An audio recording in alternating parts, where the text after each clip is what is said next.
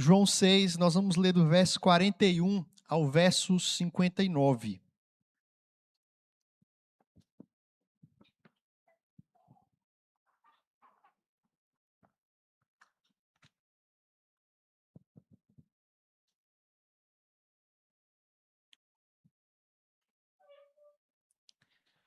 Assim diz a palavra do nosso Deus. Murmuravam, pois, dele os judeus, porque dissera: Eu sou o pão que desceu do céu. E diziam: Não é esse Jesus, o filho de José? Acaso não lhe conhecemos o pai e a mãe? Como, pois, agora diz: Desci do céu? Respondeu-lhe Jesus: Não murmureis entre vós. Ninguém pode vir a mim se o Pai que me enviou não o trouxer, e eu ressuscitarei no último dia. Está escrito nos profetas: E serão todos ensinados por Deus. Portanto, todo aquele que da parte do Pai tem ouvido e aprendido, esse vem a mim. Não que alguém tenha visto o Pai, salvo aquele que vem de Deus. Este o tem visto. Em verdade vos digo: quem crê em mim tem a vida eterna.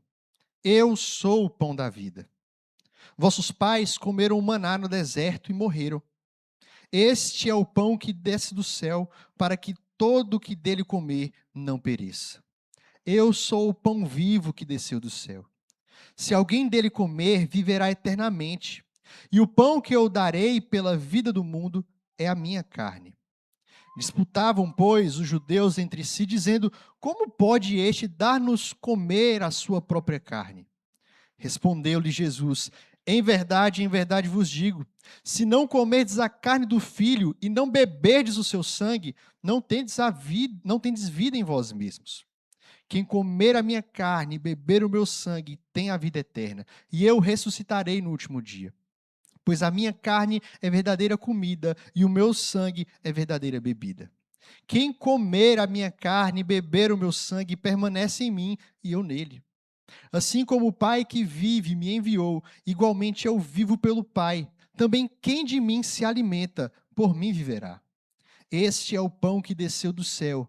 Em nada semelhante àquele que os vossos pais comeram, e contudo morreram. Quem comer este pão viverá eternamente. Estas coisas disse Jesus quando ensinava na sinagoga de Cafarnaum. Amém. Deus bendito, nós te louvamos, nós te bendizemos e agradecemos pelo privilégio que o Senhor nos dá de nessa noite, nesse dia, um dia marcante, um dia de transição, um dia de reflexão, Senhor, nos levar a olhar para a Tua palavra e sermos então confrontados com aquilo que ela tem para nos dizer. Que ela não volte vazia nessa noite, mas que ela possa servir para despertar as nossas vidas, os nossos corações, que o Teu Espírito abra os nossos olhos, para que a gente possa contemplar o Senhor, muito mais do que vemos fisicamente. Que o Senhor aguce os nossos olhos espirituais para contemplarmos o Senhor, a nossa esperança no Senhor, a provisão do Senhor, o cuidado do Senhor, uma vida com o Senhor. Em nome de Jesus, nós pedimos por isso. Amém. Amém. Hoje é um dia marcado por muitos aí com até uma certa superstição. As pessoas procuram se atentar com a roupa que vão vestir, existem alguns rituais que alguns fazem aí, toda uma mística em volta desse dia 31, essa passagem do tempo de um ano para o outro. E além disso, aqueles que levam até numa questão mais mística mesmo, é um tempo de reflexão. É um tempo em que a gente para refletir, pensar como é que foi o ano, alinhar, balancear, planejar o ano seguinte. A gente olha e pergunta o que ficou para trás, o que nós deixamos, a gente pergunta o que vem por aí, o que vai acontecer, o que nós podemos levar para o ano que vai entrar.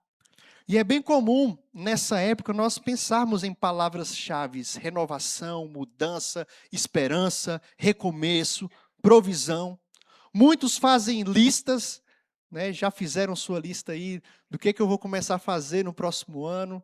E às vezes a gente sempre falha, né? Chega no primeiro dia, já não cumpre nem o que era para fazer no primeiro dia. Mas enfim, a gente insiste em fazer essas listas, essa meta, para que o ano seja melhor, para que o ano seja mais produtivo que o que passou. Mas o texto que nós acabamos de ler, o evangelista João, ele nos desperta e ele nos convida a fazer uma pergunta nessa noite para esse ano que está para entrar. Com que olhos nós enxergamos esse momento? Com que olhos nós enxergamos a nossa vida, o nosso tempo, as circunstâncias em que nós vivemos? Será que a gente enxerga apenas o que está imediatamente diante dos nossos olhos? Superficialmente à nossa vista? Será que a gente só enxerga a circunstância, o problema, a perda, o medo, os desafios? Ou será que a gente consegue enxergar além disso? Quando a gente olha para esse texto, nós encontramos aqui Jesus num diálogo com judeus, com religiosos, e a gente consegue perceber que essas pessoas, esse grupo, não conseguia enxergar além do que estava à sua frente. Não conseguia enxergar além do que eles estavam vendo fisicamente. Eles não conseguiam contemplar quem Jesus era. Em João 6, os judeus estavam diante do próprio Cristo, o Filho de Deus, o pão da vida, mas eles não admitiam isso, não conseguiam enxergar essa realidade. E o texto, inclusive na Bíblia de vocês aí em negrito, né, o título que é colocado, eles murmuravam por conta disso, de quem Jesus se apresentava, de quem ele era, daquilo que ele estava fazendo. Jesus, nesse discurso que acontece depois de que ele multiplicou pães e peixes, ele vem se apresentando aqui agora como aquele que é o verdadeiro pão, a verdadeira comida, aquele que pode matar a fome de verdade daquelas pessoas, mas eles não conseguiam enxergar isso. Não conseguiam entender isso sem que fosse de forma literal. Eles estavam achando que Jesus estava dizendo que ele era um pedaço de pão mesmo, e que eles tinham que comer esse pedaço de pão. Eles não conseguiam enxergar a verdade por detrás disso, o ensinamento por detrás disso, o que Jesus estava revelando com esses ensinamentos. E meus queridos, ao atravessarmos esse ano, mais do que desejarmos um tempo melhor, um dia melhor, um ano mais próspero, o Senhor nos convida a enxergar de verdade quem Ele é. Ele nos convida a enxergar de verdade que Cristo, Ele é suficiente. E por isso nós não precisamos murmurar. Que Ele é suficiente porque Ele é a provisão de Deus para nós. Que Ele é suficiente e a gente deve desfrutar de um relacionamento com Ele. Eu quero meditar com os irmãos, então, nessa noite, brevemente, sobre esses três aspectos. Nós precisamos enxergar, além do que vemos, para não murmurar, para desfrutar da provisão do Senhor, para desfrutar de um relacionamento com o Senhor.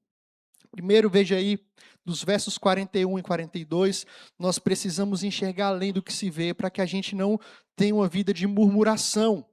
João nos diz que os judeus aqui estavam murmurando. E o verbo aqui indica uma ação contínua, de gente que reclamava, de gente que achava ruim, que esbravejava, e sem motivo. Eles não tinham motivo para fazer isso. Não se tratava aqui de um questionamento honesto, de uma dúvida, mas era ingratidão. Eles estavam com atitude ingrata, semelhante ao que a gente estuda e lê lá no relato da história do povo de Israel no Êxodo, no deserto. Deus havia libertado o povo com mão poderosa das mãos de Faraó. Eles saíram do Egito e Deus cuidava desse povo, Deus guiava desse povo. Mas uma das marcas da caminhada do povo durante o deserto era reclamar. Reclamava que não tinha água, reclamava que não tinha carne, reclamava que não tinha pão, reclamava com saudade do Egito. E o povo aqui está fazendo a mesma coisa, murmurando. E eles murmuram aqui por aquilo que Jesus tinha dito. Jesus falou: eu sou o pão que desceu do céu. Essas pessoas não tinham problema em reconhecer que Jesus era um homem, que Jesus era um mestre, até porque eles não tinham como negar isso. Eles viam Jesus, eles conheciam a família de Jesus, sabia que Jesus era filho de José e Maria, sabia da origem, humilde. Mas o problema estava nas afirmações que Jesus estava fazendo de si, e no Evangelho de João nós encontramos 7 dessas afirmações que apontam diretamente para a divindade de Jesus, a origem divina. Jesus diz: eu sou o pão da vida, eu sou o pão que desceu do céu. E eles falam: que pão o quê? Desceu do céu o quê? A gente sabe a sua origem, nós sabemos de onde o Senhor veio, como assim? Eles se apresentam aqui com insatisfação, com descontentamento com quem Jesus era e como Jesus se apresentava. E meus irmãos, murmuração sempre nasce de um coração descontente com algo ou com alguém. Quando nós estamos insatisfeitos com alguma coisa, com alguma situação, a gente vai murmurar. A gente vai reclamar, a gente vai achar ruim. E a gente percebe aqui a murmuração desses homens com esse motivo claro. Eles não estavam satisfeitos com o Messias que estava se apresentando. Eles esperavam um Messias poderoso, rico, alguém que fosse libertá-los do jugo do Império Romano. E Jesus não atendia essas exigências e essa necessidade que o povo tinha. E eles reclamam, porque Jesus, ao invés de se apresentar dessa forma, se apresenta de uma forma completamente diferente. E eles murmuram, porque eles não conseguem enxergar quem Jesus era. E isso, meus irmãos, dialoga com o tempo, com esse momento em que nós estamos vivendo. Porque muitas vezes nós olhamos para os últimos meses, para o ano que está se passando, e é possível que muitos de nós possamos trazer aqui marcas de cansaço, perdas, frustrações, orações que não foram respondidas como a gente esperava. Esse momento de virada de ano é um terreno fértil, não só para a gratidão, como a gente cantou aqui, mas para a ingratidão também. Esse ano foi para esquecer. Esse ano não foi aquilo que eu esperava. Eu esperava mais de mim, eu esperava mais da minha família, dos meus amigos, da igreja, do país, da economia, do trabalho, dos estudos. E a gente vai reclamando, poderia ter sido diferente, Deus poderia ter feito mais, eu poderia ter feito mais, eu esperava mais. E ao invés de a gente olhar e agradecer e reconhecer o cuidado, a provisão de Deus, nossa insatisfação, nosso descontentamento nos leva ao campo da murmuração. Murmuramos por causa da gente, murmuramos por causa da igreja, murmuramos por causa do nosso país. E quantas vezes, como judeus aqui, podemos murmurar até mesmo contra o nosso Deus? Quando o nosso coração não entende, como os judeus não entendiam aqui, que Cristo era suficiente, quem Ele era, que Ele era o pão vivo que desceu do céu, que Ele era aquele que poderia saciar a fome deles de verdade, dar sentido para a vida deles de verdade. Enquanto isso não fica claro na nossa mente, a gente vai murmurar. Enquanto Cristo não for suficiente para você, você sempre vai murmurar de alguma coisa e sempre vai achar um motivo para murmurar. Que a gente possa entrar nesse 2026 enxergando além das dificuldades, além dos desafios que esse ano que está para vir, Ele vai nos oferecer. E nós sabemos que Ele nos oferece muitos desafios. Que a gente possa enxergar além das nossas próprias forças, da nossa própria limitação, da nossa própria incapacidade muitas vezes. Que nós possamos olhar para aquele que é suficiente, para aquele que é tudo, para aquele que pode suprir a nossa maior necessidade. Porque se nós temos a Cristo, a gente tem tudo o que a gente precisa. A gente tem tudo o que a gente precisa para passar por 2026. Mesmo que seja um ano de desafios, de escassez, ou mesmo que ainda seja um ano bom, de prosperidade. mas ele só vai ser marcado por contentamento, alegria e gratidão se Cristo estiver no centro. Que você enxergue isso.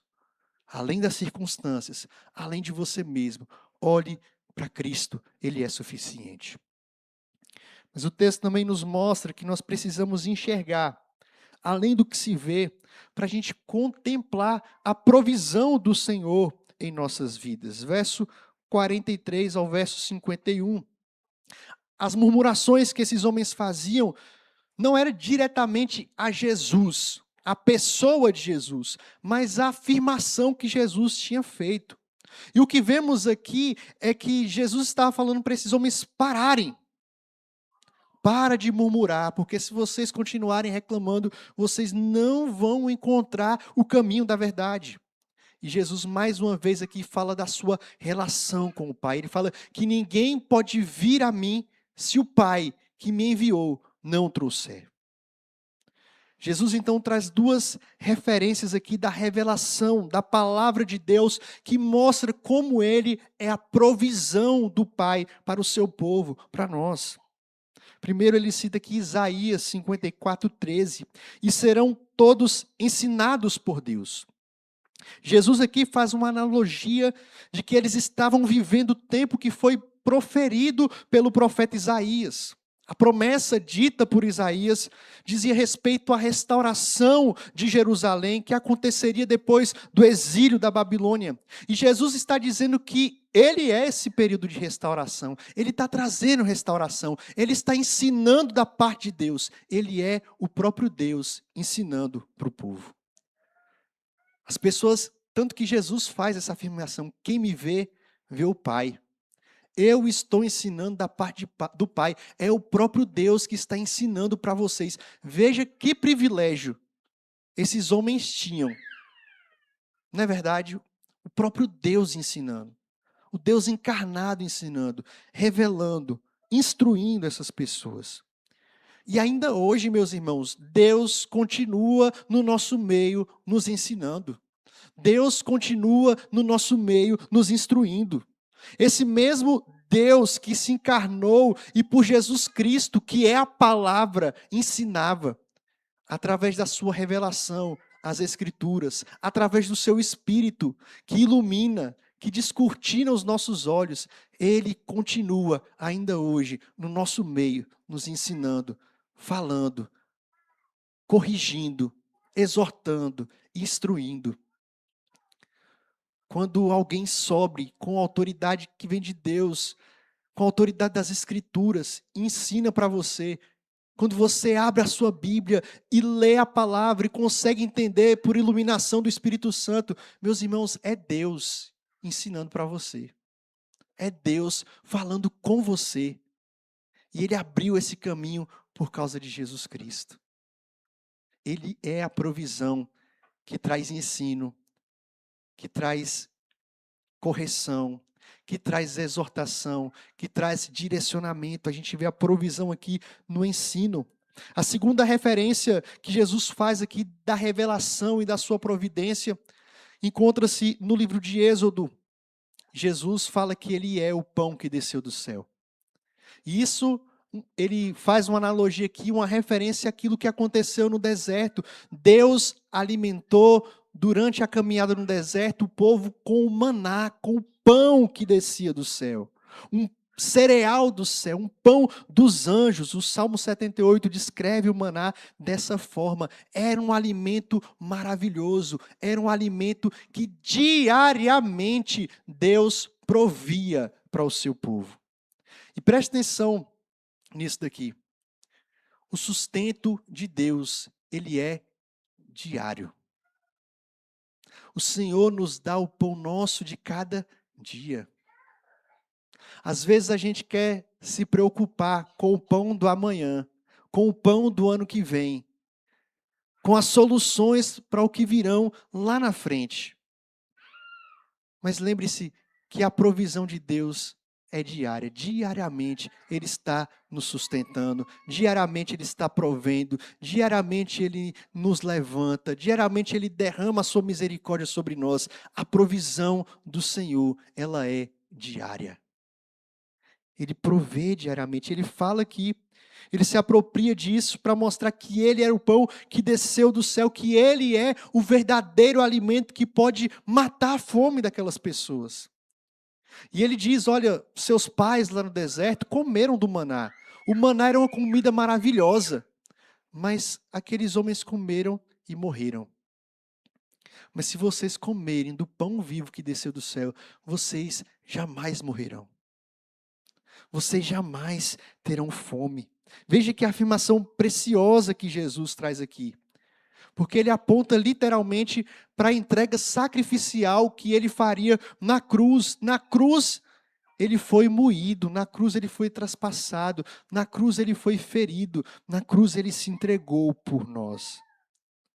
Toda essa revelação, meus irmãos, todos esses acontecimentos, era para que o povo cresce que Jesus era o Filho de Deus, que Jesus era o Deus encarnado.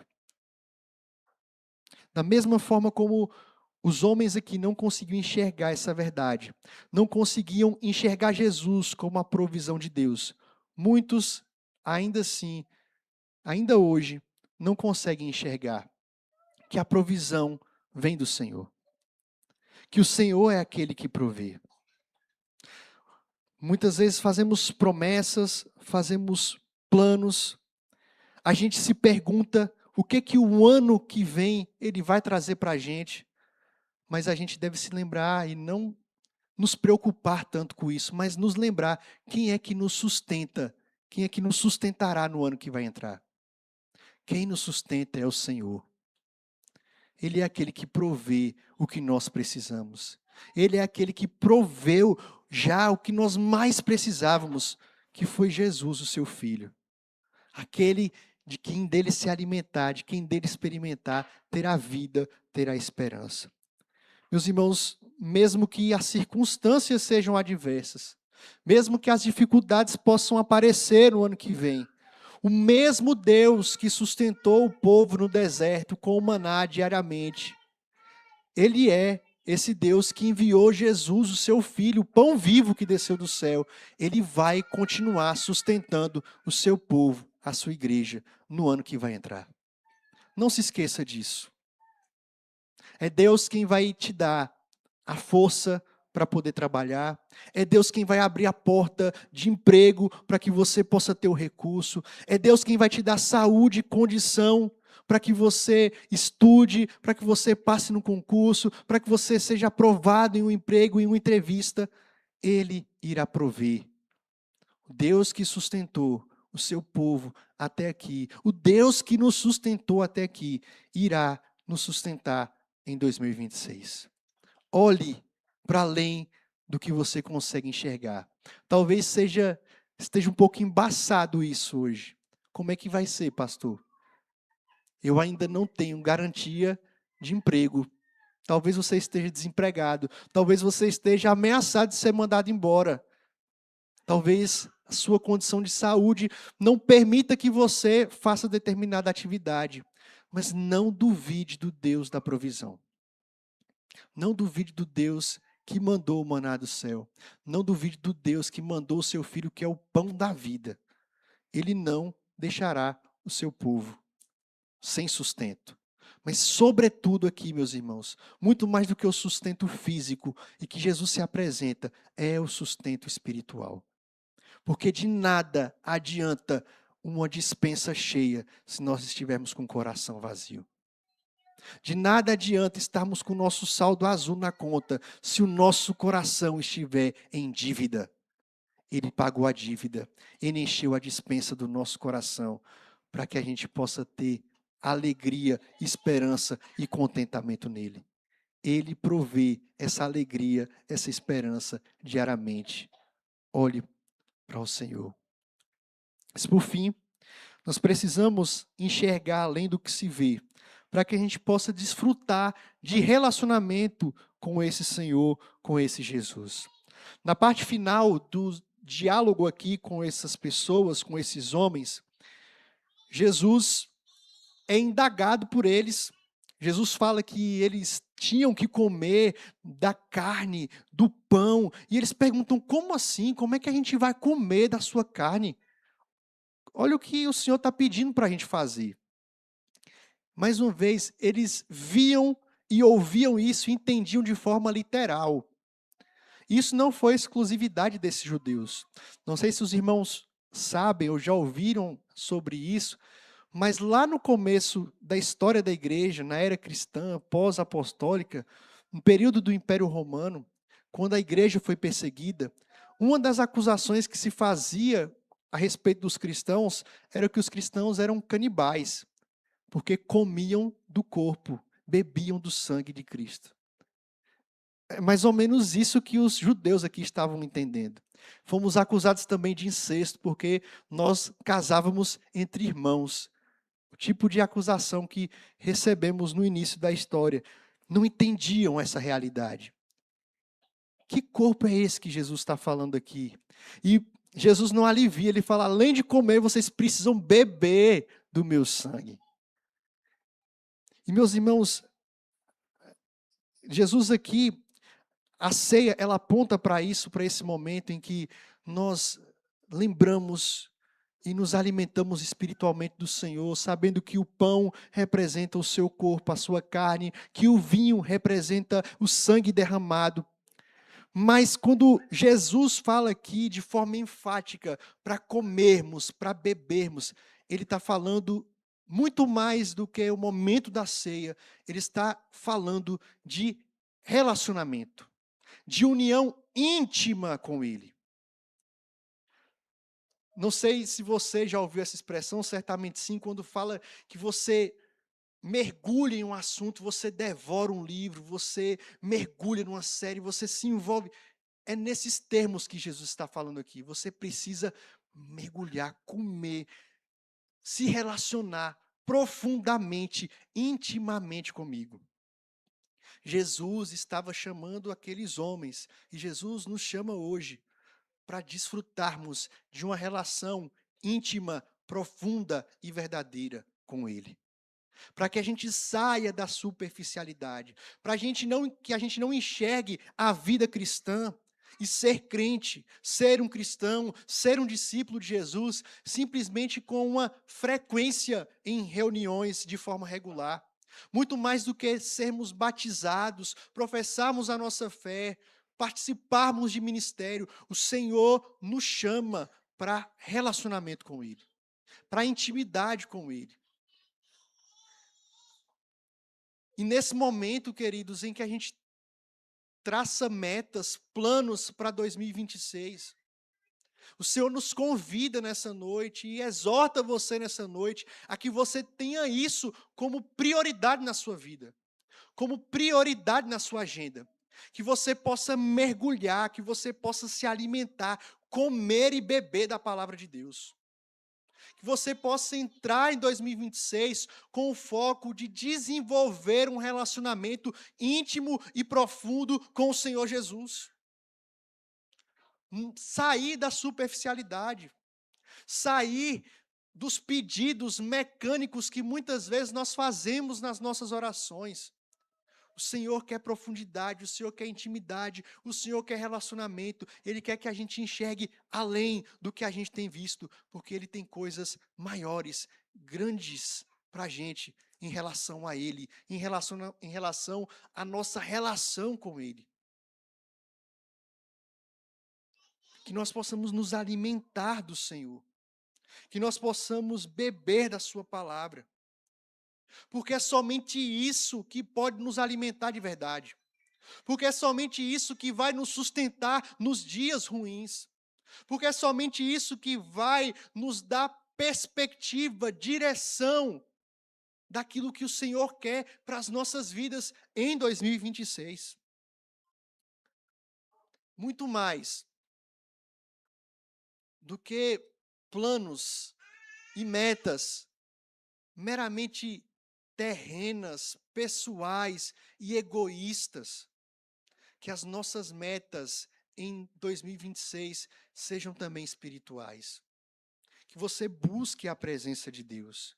que você busque o Senhor acima de todas as coisas, que isso esteja no seu coração e arda no seu coração, o buscar o Senhor, o pedir que Ele abra os seus olhos para que você possa contemplá-lo, para que você possa experimentá-lo, para que você possa desfrutar da presença dEle na sua vida.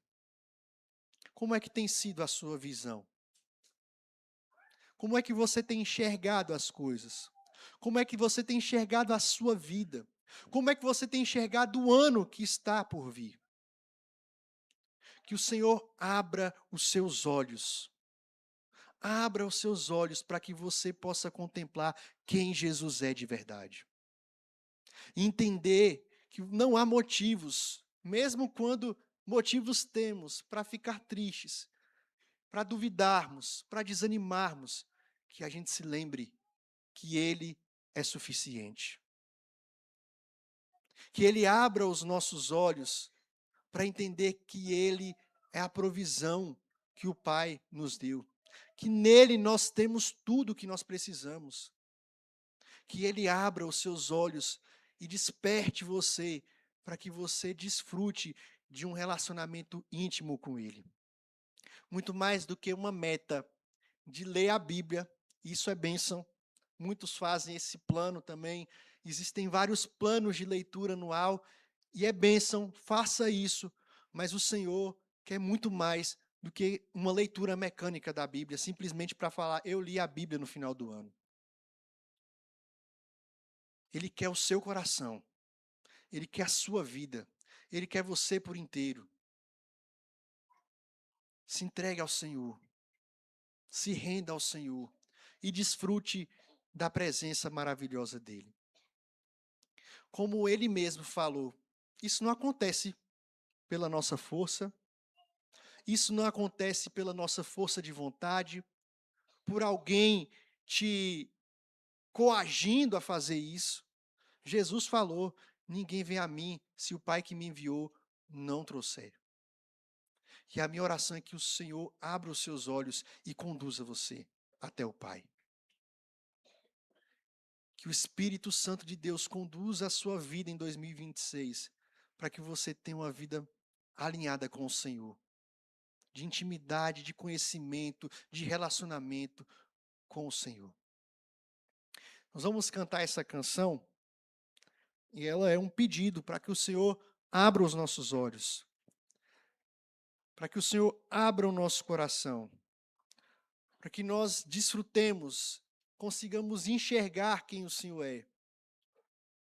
Que em 2026, queridos, você comece o ano já, hoje, com uma visão diferente, a respeito de você mesmo, a respeito de quem Cristo é.